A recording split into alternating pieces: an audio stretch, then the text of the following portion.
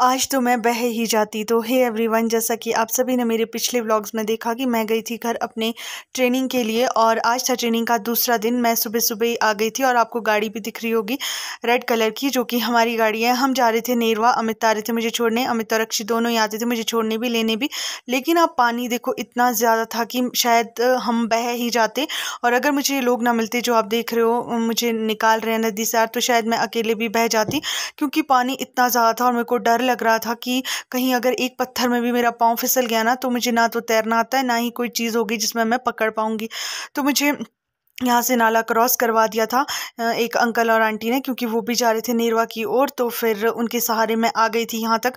थोड़े से आगे पहुँचे तो आपको पता ही है आजकल हमारी साइड लैंडस्लाइडिंग कितनी ज़्यादा हो रही है और बहुत ज़्यादा नुकसान हो रहा है लोगों का। तो यहाँ पे ना ये स्टोर गिरा था एक भैया का, जो कि हमारी पड़ोसी है। इसमें ना लोग भी थे सोए हुए, भगवान की कृपा से वो बच गए, लेकिन उनका नुकसान बहुत ज़्यादा हुआ। इसमें 250 के करीब सेब की पेटियाँ थी, उनकी ग्रेडिंग पैकिंग की मशीन थी, और ये पूरी रोड में ना आगे से पीछे तक फैल गया था। और ऊपर से उनके जो रोड थी वो पूरी की पूरी नीचे धंस गई थी, और उनका बगीचा भी काफ़ी मतलब पेड़ आए हुए थे उसमें। तो यहाँ पे ना काफ़ी लंबा जाम लगा हुआ था, क्योंकि जब तक मशीन नहीं आती और यहाँ से साफ़ सफाई नहीं हो जाती तब तक रोड तो ब्लॉक ही रहता। उतनी देर में यहाँ पे मशीन भी पहुँच गई, और लोग देखो आप बहुत सारे इकट्ठे हो गए थे गाँव के आसपास के, और गाड़ियाँ भी यहाँ पे फुल रोड में भरी हुई थी, क्योंकि अरे परे जाने के लिए कहीं से जगह नहीं थी। यही नहीं, थरोच वाली साइड 2-3 जगह और भी लैंडस्लाइडिंग थी, जिसकी वजह से ना मैं बहुत ज़्यादा परेशान हो गई थी कि मैं आज ट्रेनिंग के लिए लेट हो जाऊंगी, क्योंकि हमारी जो टाइमिंग थी वो थी 9:30 बजे पहुँचने की, और मैं घर से 8 बजे निकल गई थी। वेट करते करते ना मतलब मुझे 10 बज गए थे, और 10 बजे टीचर्स को छोड़ने एक गाड़ी आती है जो कि बाहर जाती है, वो वहीं से वो अंकल वापस हो रहे थे, क्योंकि पीछे गाड़ी नहीं जा सकती थी। तो फिर ये था कि हमें लिफ्ट मिल गई थी, और हमने अपने ग्रुप में मैसेज भी डाल दिया था कि हम लैंडस्लाइडिंग की वजह से थोड़े से लेट हो जाएंगे, क्योंकि बहुत सारे लोग थे जिनको आना था, और कहीं ना कहीं मतलब रोड में लोग फंसे ही हुए थे। तो फिर उन्होंने थोड़ा सा हमें रिलैक्सेशन दे दी कि चलो ठीक है, जब भी आप पहुँचे मतलब 10:30-11 के आसपास, तब तक हम आपका वेट कर लेंगे, तो शाम को थोड़ा सा डिले हो जाएगा जाने में। अब ट्रेनिंग को हम इस तरह से नहीं छोड़ सकते, काम कोई भी हो नहीं छोड़ सकते, और ये तो हमारा सरकारी ऑफिशियल काम है, इसके लिए हमें जाना बहुत ज़रूरी था। और ये देखो आप, ये ना वहाँ जहाँ होटल था वहाँ के बाहर का व्यू है, इतना ज़्यादा पानी था। ये है शाल्वी नदी, जो कि नीचे जाके यहाँ मिलती है। बहुत ज़्यादा खतरनाक वाली बारिश हुई थी दिन भर, और शाम के टाइम हमें जब हमको छुट्टी हो गई थी, फिर का व्यू मैं आपको दिखा रही हूँ। मौसम ना एकदम से रंग बदल गया था, शाम के टाइम थोड़ी सी धूप लगी थी, बट उसके बाद भी काफ़ी दिनों तक मतलब मुझे लगता है अब तो 8-9 दिन हो गया लगातार बारिश हो रही है, जिसकी वजह से ये व्लॉग भी इतना लेट हो गया। बहुत सारी वीडियोज़ है मेरी जो एडिट करने के लिए, अब मैं डिलीट भी नहीं करना चाहती, क्योंकि मैं बहुत मेहनत से बनाती हूँ बहुत टाइम लगाकर। तो मैंने सोचा चलो जब जब भी लाइट आएगी और जब मौसम साफ़ होगा मैं तब तब इसको एडिट कर दूँगी, क्योंकि अपनी मेहनत को ना इस तरह से डिलीट नहीं कर सकते। फिर अमित और अक्षी आ गए थे मुझे लेने, द्वाडा पहुँच गए थे। अब अक्षी ना अच्छे से बैठ जाती है अमित के साथ, तो फिर एक चीज़ की टेंशन नहीं होती कि अब अक्षी कैसे आएगी, अदरवाइज़ इसके पास घर में कोई नहीं था तो अमित मुझे लेने कैसे आते। आजकल बसेस भी नहीं जा रही है हमारे गाँव की ओर, क्योंकि रोड ब्लॉक है, जैसा कि मैंने आपको बताया, गाड़ियाँ भी मुश्किल से निकलती है। फिर हम लोग पहुंचे यहाँ पे वापस। जो स्टोर मैं आपको सुबह दिखा रही थी उसको ना थोड़ा बहुत आगे पीछे कर दिया था, गाड़ियों को निकलने के लिए जगह थी। और सेब आप लोग देख ही पा रहे होगे, बहुत ज़्यादा नुकसान हुआ है। हम लोगों के लिए ना पूरी साल की मेहनत होती है यार, मतलब जिनके हो गए ना उनको कितना दुख हो रहा होगा ये मैं समझ सकती हूँ, क्योंकि पूरी साल मेहनत करने के बाद अगर आपकी मेहनत पानी में या फिर मिट्टी में मिल जाए तो कितना दुख होता है।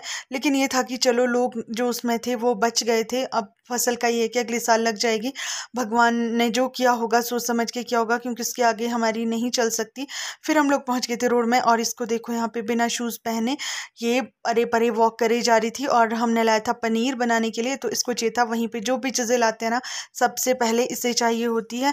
फिर इसकी एक घड़ी वॉक देखने के बाद मैं अमित को बोल रही थी कि चलो चल पड़ते हैं, क्योंकि आज लेट हो गए थे पहले ही, क्योंकि सुबह भी हम लेट गए थे। तो फिर अभी खाना वगैरह भी बनाना था, तो इसको लेके आ रहे थे अमित पीछे, और मेरे पास था अपना पर्स, एक हाथ में पैकेट, क्योंकि छोटी मोटी चीज़ें ना घर के लिए साग सब्जी लेके आनी होती है। बाजार जैसे दूर होता है, तो जब भी हम जाते हैं तो रोज़ तभी सामान लेके आते हैं। और अमित और अक्षी ना बहुत बहस कर रहे थे, अरे इसने तो मेरे को इतना परेशान कर दिया ना, अमित बोलते हैं। लेकिन ये ना अपने पापा के साथ रहती भी नहीं है, और तंग भी इनको बहुत ज़्यादा करती है, बहुत परेशान करती है। मतलब पापा के कंधे पे जाना है, गोदी में जाना है, मेरे पास भी नहीं आती है। और घर पे भी अगर अमित कोई काम कर रहे होते हैं ना, तो बस इनको मतलब लोअर से पकड़ के रखती है और इनके पीछे पीछे नीचे चलती रहती है। तो मैं अमित को बोली थी कैसी रही, मज़ा आया या नहीं। बट ये ना बहुत अच्छे से ध्यान रखते हैं, बहुत अच्छे से केयर करते हैं। तो ये बोल रहे थे मज़ा तो मुझे बहुत आता है इसके साथ, ये ना चिढ़ते भी नहीं है, अच्छी बात ये है। फिर मुझे लगी थी भूख, क्योंकि दिन को मैंने थोड़ा सा ही खाना खाया था। फिर मुझे लगा कि कुछ चटपटा और फट से बन जाए। मैं अमित को बोल देती, तो मैंने उनको बोला कि मैगी बना दो। उन्होंने फट से मेरे लिए मैगी बना दी। थोड़ी सी मिर्च ज़्यादा थी, स्पाइसी बनाई थी, लेकिन बहुत टेस्टी थी। मैंने भी मैगी खाई और 2 चपाती खा ली इसके साथ ही। फिर मैं लगी थी यहाँ पे कपड़े धोने। शाम के टाइम हो गया होगा 7 साढ़े 7 बजे का, क्योंकि ना जैसे मैं दिन को नहीं थी 2-3 दिनों से घर पे ट्रेनिंग की वजह से, तो दिन के जो कपड़े होते हैं वो मैं शाम को ही धोती थी घर पहुंचकर। और उसके बाद खाना पीना जो होता है हमारा वो बनाते थे। हमारा खाना बनता था 10 बजे के आसपास, क्योंकि हम लोग ना ये वाला जो टाइम होता है 5:30-6 बजे जब मैं घर पहुँचती थी, कभी कभी 7 भी बज जाते थे, तो उस टाइम पर ना हम कुछ ना कुछ खा लेते थे। कभी चाय बिस्किट खा लिया, कभी मैगी बना के खा लिया, कुछ भी, ताकि हमें जो है जल्दी भूख ना लगे। और कपड़े धोना भी ज़रूरी होता है, बच्चे के तो बहुत ज़रूरी होते हैं, और मेरे भी ख़राब हो ही जाते थे क्योंकि कीचड़ में आना जाना है, तो आजकल कपड़े गंदे हो जाते हैं।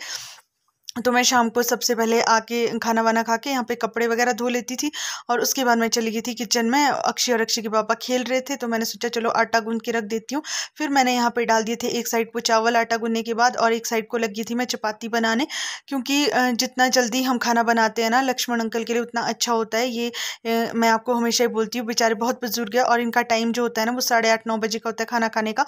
तो हम लोग खाते लेट है, बट कभी कभी ना मेरे 10 भी बज जाते थे। फिर लक्ष्मण अंकल बेचारे या तो खुद बना लेते थे, या फिर हम ऐसे करते थे कि लक्ष्मण अंकल के लिए जैसे दाल सब्जी हमारी बनी हुई होती थी, 2-4 चपाती में बना के इनको खाना दे देती थी। बाकी जो हम खाते थे वो लेट, क्योंकि हमें भूख भी लेट लगती थी, और दूसरा मेरे को ना साफ़ सफाई किचन की थोड़ी सेटिंग वगैरह जो भी करनी होती थी वो मैं रात को ही करती थी। खाना खाने के बाद ये सारे काम ना नहीं होते, बहुत ज़्यादा नींद आ जाती है। तो मैं अपने काम करके फिर उसके बाद खाना बनाते थे, हम खाते थे। कभी लक्ष्मण अंकल के खुद का भी बना होता था, तो उस दिन हमारे 10 साढ़े 10 को बनता था तो चलता था। जिस दिन नहीं बना होता था उस दिन मैं कोशिश करती थी कि खाना जल्दी बनाऊं। उसके बाद हमने भी खाना खाया और कुछ देर मस्ती की, और यहाँ पे अमित सुला रहे थे अक्षय को। आज के लिए इतना ही, बाय।